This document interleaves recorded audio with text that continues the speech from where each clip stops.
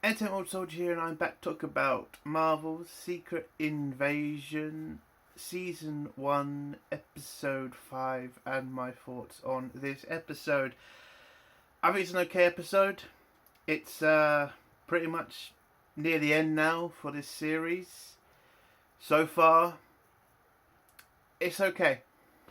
It's not fantastic. The ratings for the show are terrible. So, yeah. But for the episode, it's fine. It's a fine episode. You know, there's action, there's compelling parts, there's an interesting scene where a gun gets pulled and someone's head gets blown off. Like, it's an okay show, but the writing could be better. The acting could be better. The story itself could be better. Like, you can do better than this. I mean, there's a part of this episode that was so fucking stupid because something that Fury should do in front of certain people is exactly what the English intelligence woman does in front of the right people. There's an exactly the same scene about showing somebody being somebody else that apparently one knows what to do, but Fury doesn't. It's really fucking stupid. So, this is not a bad show. I'm not going to say that, but it's not great. And it does need massive improvements if this somehow gets to season 2, which I really doubt. But overall, and there's also the Gravik stuff. It doesn't make sense why he's turned that way, why he acted like he does in this episode. I mean, there was a part of this where I was kind of thinking they were going to put Gravik as not the bad guy at the end and have somebody replace him, and then Gravik just does something stupid. It's a bit ridiculous, and it comes out of nowhere. What happens in this episode with Gravik, like out of nowhere. So I don't know. I kind of think 6 episodes probably wasn't enough for this show to tell a decent story. And rushing to the end is a bit ridiculous. And it kind of just ruins the entire thing. Oh, and we don't get to... Well, the Rhodey situation... I just don't know how Fury just doesn't sort that out. I mean, again, you know what he is, but you just don't do anything about it. You just... I'll get into spoilers, but... Yeah, it's just... Better writing, this show could be a success. But there you go. I mean, I'm not writing this. They are... I don't know. I don't hate this show, but I don't love this show. It's just in the middle where I will watch this show once and I'll probably never watch it again. I mean, that's where I'm at with this show. Like, interesting story. We already know what's going to happen at the end. But, yeah. Yeah, this is not going to blow anybody away. This is not going to be remembered. I mean, the only thing that's really going to be remembered from this entire series is the damage that they've done to Fury. That's about it. And, yeah. So, what would I give this out of 10? A 5? To be fair? 5.5? I mean, that's all I can do. I'm sorry. I can't do better than a 5.5. The story's not compelling enough to get it up to a 6. And the only reason it's up to a 5.5 is because of one great scene. And it was with the English woman and what she does to a person with a gun. That's all I'm going to say for the non-spoiler part. But other than that one scene, I mean, a lot of this episode, boring, but parts of it were interesting. So 5.5.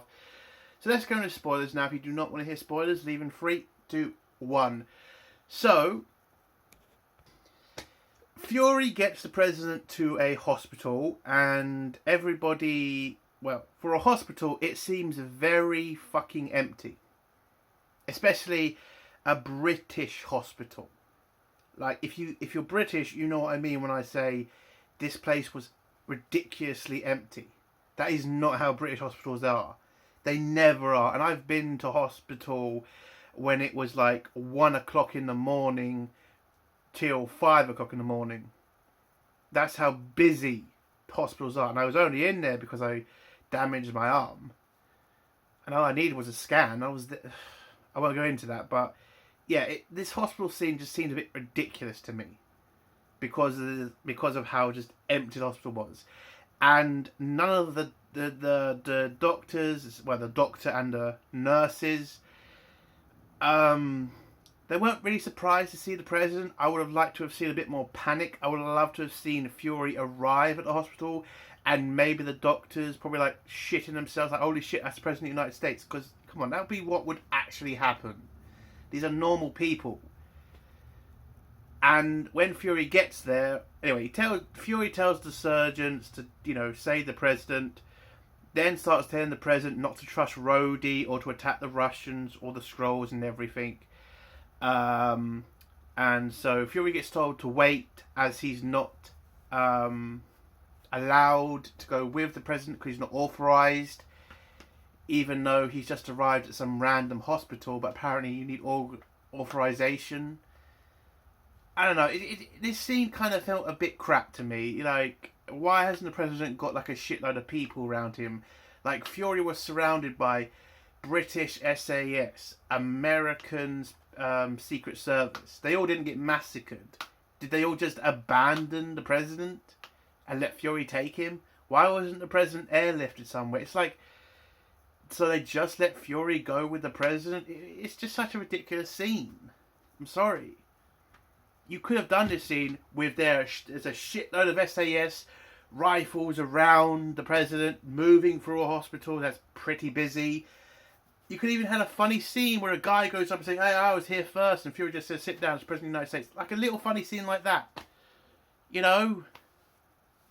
Doesn't have to be so empty. But still, like, it's just empty. It's like really weird. Anyway, so after that, Fury gets told he can't go see the president, so Fury just grabs a chair and sits in front of the doors where the president's operation is going with a pistol, and then we go to the credit scene, and then after the credit scene, we go back to the Skrull camp in Russia, where Gravik is, having to deal with his failed attack on the President of the United States and the fact Russia and America don't look like they're going to go to war with each other. I mean, again, I'm still going to bring this up from last week. There's not really a lot of compelling evidence this had anything to do with Russia, since there was a mixed race guy leading the attack. Sorry, that's just, again, I'm going to say this from last week. If you wanted to have Gravik there, then have him there. All he has to do is change his face to a Russian guy. And then my argument my argument doesn't mean shit, because then he looks like a Russian. But to have Gravik there, pretend to be a Russian, without, changing into one, it's ridiculous. I'm sorry. And again, you're asking America to go to nuclear war with Russia with no evidence that Russia had any involvement. Just the fact somebody's speaking Russian. Again, there'd have to be a shitload of investigations for this to happen. You want to have it... Anyway, that was from last week. So, the failed attempt on the president. Everybody in the Skrulls are kind of pissed off now because, they're starting to lose faith in Gravik. And the Irish guy who's been working with Gravik and who's been his, right-hand man for most of the show, well, he's kind of had enough and kind of doubts Gravik's serious about winning the war against the humans and taking over the Earth, starts questioning him, and this is where I was kind of thinking, are they really going to have Gravik get betrayed and kicked out the Skrull resistance or Skrull terrorist group and make this Irish guy take over? Because listen, I was thinking we were going down that road, a white guy is the main bad guy in the final. I thought we were going down that road. But credit to the episode, Gravik kills him for being insubordinate, and, well, I will give credit to it because it doesn't kind of try to change the main bad guy into somebody else at the end for political bullshit. But then it kind of doesn't make sense because now Gravik has killed somebody in his own group for no other reason than questioning him. So you're pretty much confirming you're a dictator now. And you can see it pretty much in all the other Skrulls' faces. Like, they're now terrified of him. They're not fighting for Gravik because they want to win a war and because they believe in him.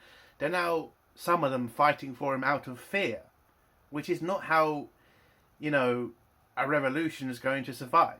That's how revolutions die. If you're not fighting because you believe in it, then you're not really going to die for it either. So, and then we see the kid from the first episode who arrived at the camp, and now he's pretty much seen the real face of the organisation he joined.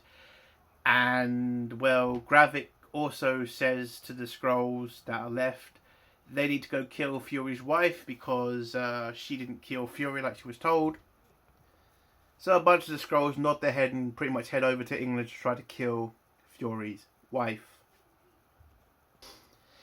He then phones up Brody, who's on his way to see the president because the president's not dead, so nuclear war is not guaranteed, and tells Rhodey, or Skrull Rhodey, he needs to tell the president that it was the Russians, but it was Russians with help from Skrull agents. So, and he wants to tell him, well, he wants Rhodey to tell the president everything, basically. Or at least everything he needs to know, like where the Skrulls' encampment is. The fact it's in Russia should be more evidence that the Russians are now working with the Skrulls to destroy America. All that crap. Now, Rhodey seems to be very confused about this because this literally puts a target on all the Skrulls in Russia's back, and the only way for the Russians to, the only way for America to deal with the Skrulls at this point is to kill them, not to arrest them, as they have just attacked the President of the United States. But but Gravik doesn't care anymore because apparently there's something more important to Gravik that we're only finding out about now. More important than finding a home for his people. Apparently there's something that he's been looking for, this is annoying, that will help him become a more powerful Skrull. Oh God. Should I say it? Or it's Captain Marvel's blood. That's literally what it is. So the thing's called the Harvester. That's the episode's name, by the way, Harvester. And apparently Fury has been collecting all of the blood from the Avengers because of all the fights they've been having on Earth. Because there was because, you know, they got pain inflicted, they got smacked in the face and hit with shit. Their blood was all over the place. And Fury sent the Skrulls out to collect all the DNA they could of all the power of all the members of the Avengers, so Fury could, clone them one day. Well, apparently Fury has all this blood, and Gravik was head agent of the Skrulls who were sent out to collect them, but because Fury didn't truly trust the Skrulls and didn't trust Gravik, he hid them in different places, and now Gravik could not find the most important blood sample, which is Captain Marvel. Which is basically it is. So, yeah, that's what he really wants.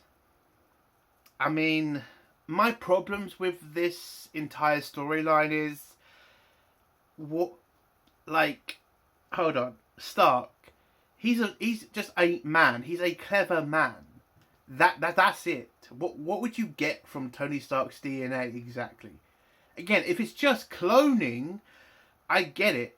But just because a person's smart doesn't mean if you grab their DNA and put it in someone else, you become fucking Einstein as well. It's just ridiculous. I mean, the Hulk also... apparently all you need to do to become the Hulk now is just have a little bit of his blood enter your DNA. So, fucking hell, if you've watched She-Hulk, which luckily I didn't, but I've heard enough about it, that's how easy it is to become fucking the Hulk, is just to get a little bit of blood in your DNA, which is ridiculous, but anyway. Yeah, I just don't get this. This storyline is pretty shit. Like, okay, fine. So Fury has all this DNA, and that's what Gravik wants. So he tells Rhodey to go do that. Rhodey heads to the president, makes it to the hospital, and then Fury comes out with a pistol and tries to warn off the Skrull Rhodey. But Rhodey has Secret Service on his side because, again, Fury doesn't do the basic thing and just shoot a body part and show he's a Skrull. Like, as soon as you've done that, he would pretty much be found out as a fucking Skrull. I mean, the next bit of this fucking episode is the English intelligence woman doing what Fury should have done. It's dumb, man. It's just so fucking dumb. Like, Fury, shoot Rhodey in the leg. Shows he's not human. The agents would then arrest him. Or at least take the risk. I mean, you don't even need to do that much. Hold Rhodey up in front of you. Shoot him in the leg. They see it's not bloody human blood. You're in the fucking clear. Oh my god, this fucking show. I might have to go down a rank on the 5.5. Ugh. But anyway, Rhodey just pretty much warns Fury, yeah, you're not really going to be able to do anything. I'm in control here. Oh, and he also released a tape of Gravik shooting Hills as Fury, so now Fury's the most wanted man on Earth.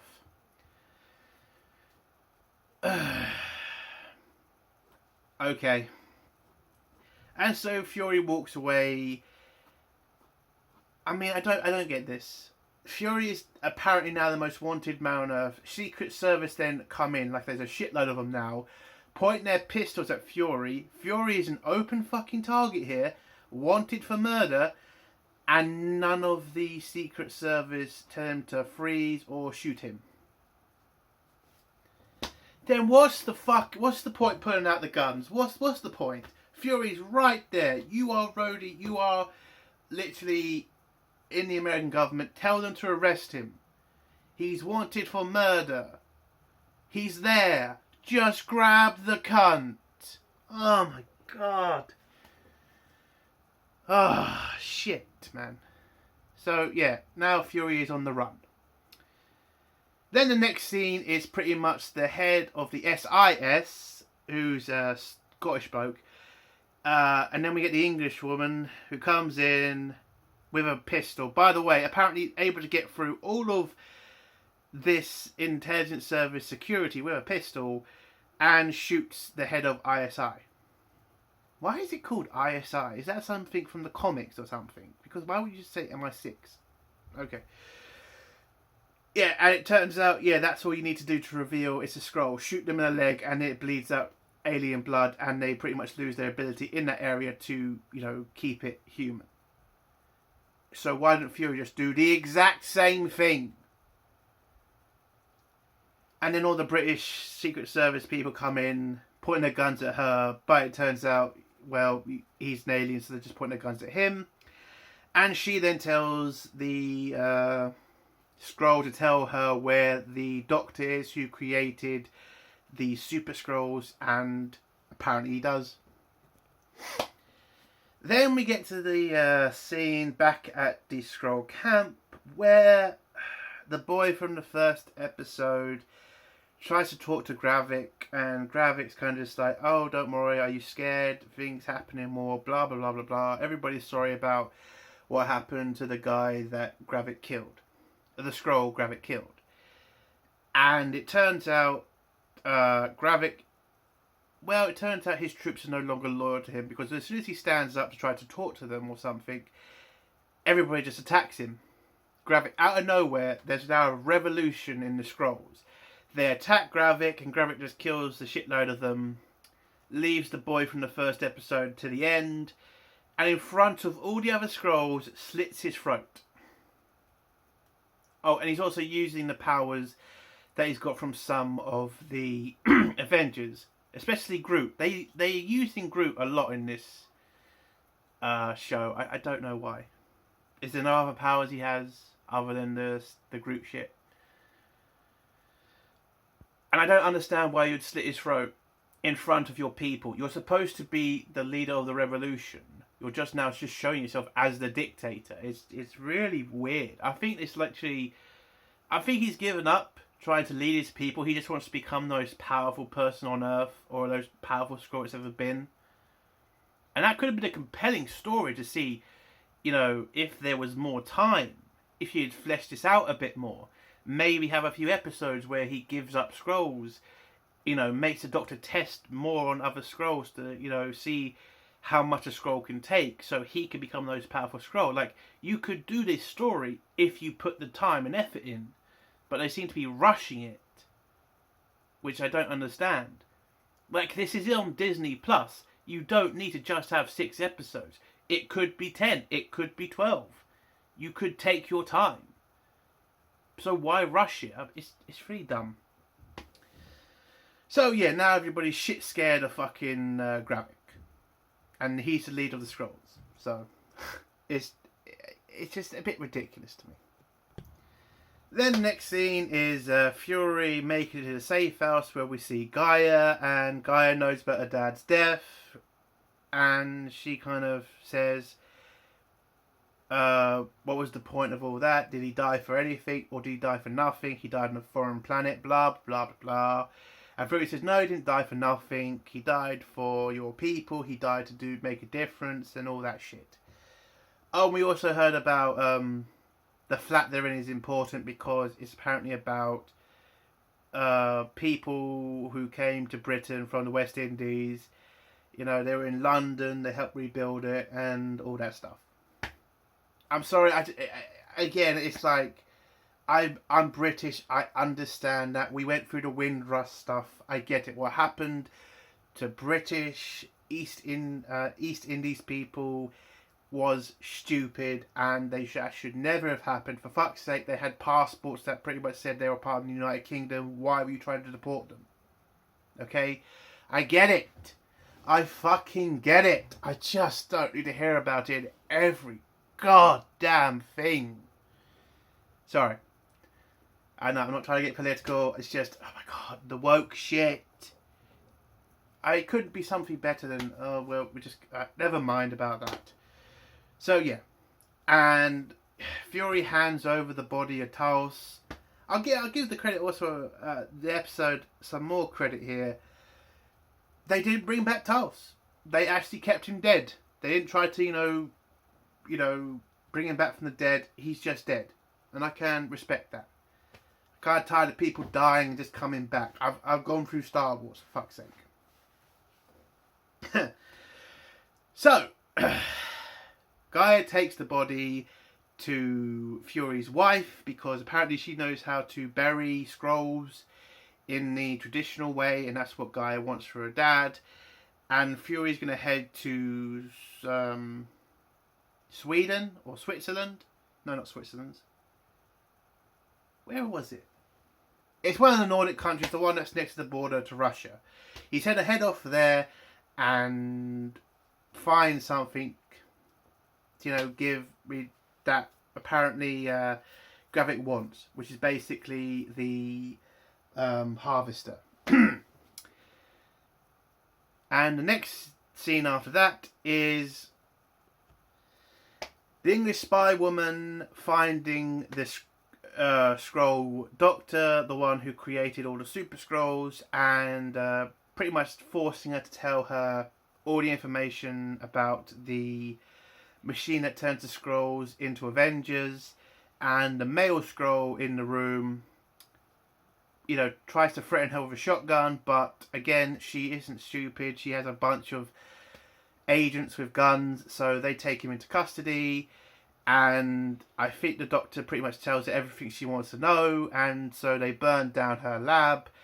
And when the Skrull male takes the doctor hostage, I will give this is the best scene of the episode, even though there are problems, especially the fact you see her holding a gun, the English woman holding the gun in the right hand. I mean, this male Skrull was definitely stupid. But, yeah, he's threatened to kill her. She doesn't really seem to give a shit. She then mentions podcasts being about killing women and threatening women. I don't know what the hell that was about. That seems very weird. I mean, that's what the majority of podcasts are. Threatening women and... I don't even know. I think it was just some woke bullshit. I mean, again, you can kind of understand. It is Disney. They are having problems with YouTubers that are pretty much calling them out for their bullshit. And they can't exactly win that battle. And I'm just going to say it's Disney. Cry harder, because fuck you. I'm not putting myself on the same level as the big YouTubers. I'm not. I'm just saying it's very funny that Disney keep doing this now. I mean, you had the end of She-Hulk basically being about YouTubers, and now we have this little sentence from her about podcasts threatening women and trying to kill them. It's weird. But anyway, she gives him the sentence about the podcast and then shoots him in the head, and I just kind of like the scene because it does show how cutthroat she is. And I enjoyed that. And so, yeah, she's killed him, and that's the end of that scene. We then go to Fury's house with Fury's wife.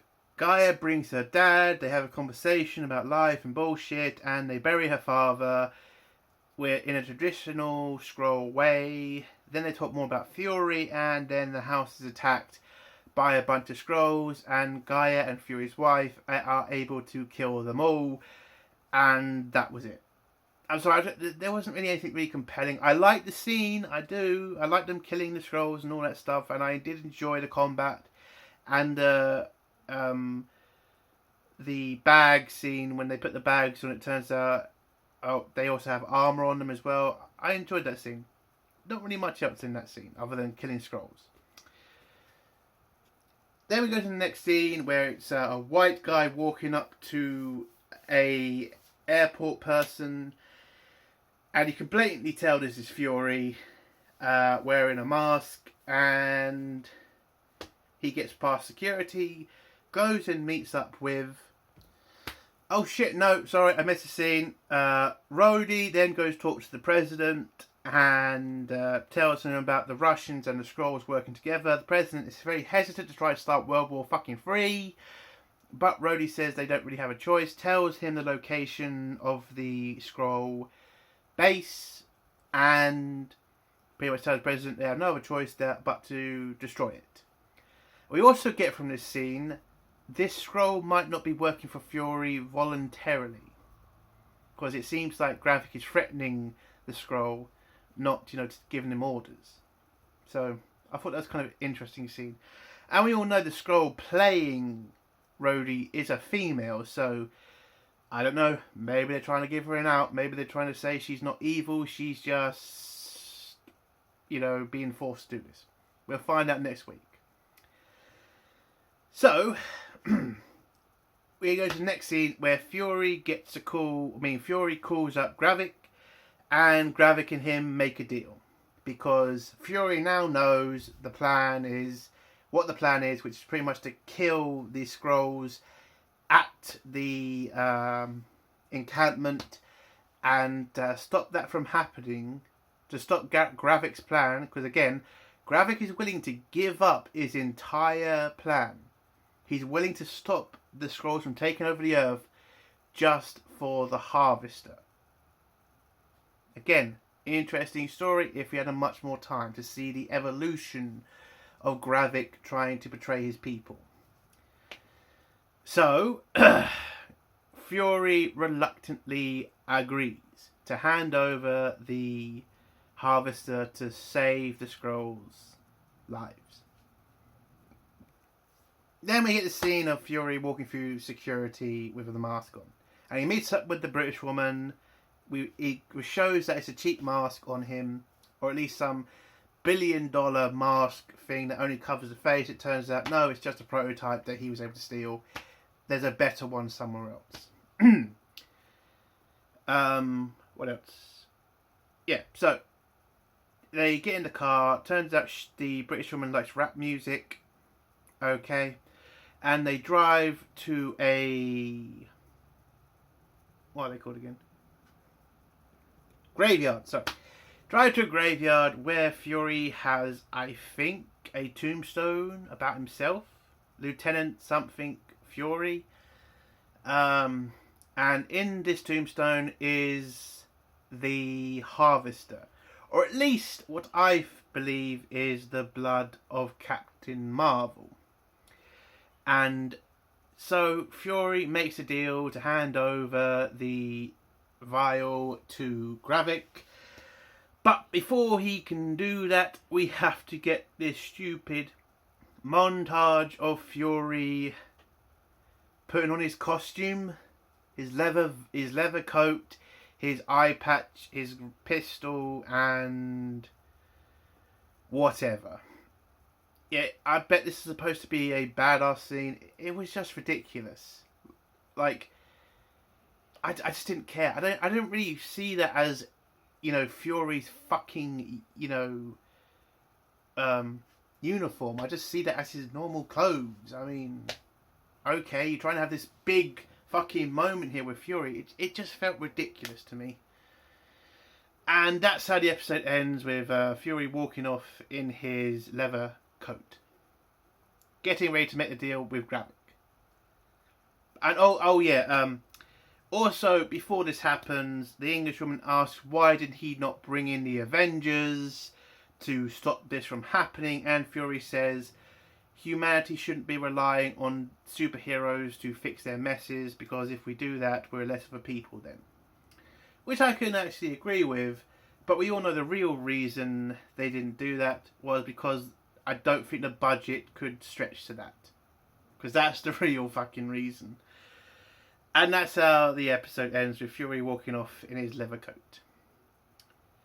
I am going to bring it down to a 4 out of 10. I kind of think a lot of the stuff in there, I can't really let them go or let them off of that. There are just too many problems. So a 4 out of 10 overall. So yeah, that is my review of Secret Invasion, episode 5. And that's the end of my video. If you like the video, give it a like. If you dislike the video, give it a dislike. And if you like my content, do think about subscribing. And if you have a comment, please leave it below. And again, I will definitely get back to you. I am doing it. I'm trying. Just a lot of things get in the way sometimes. But, Entertainment Soldier, bye.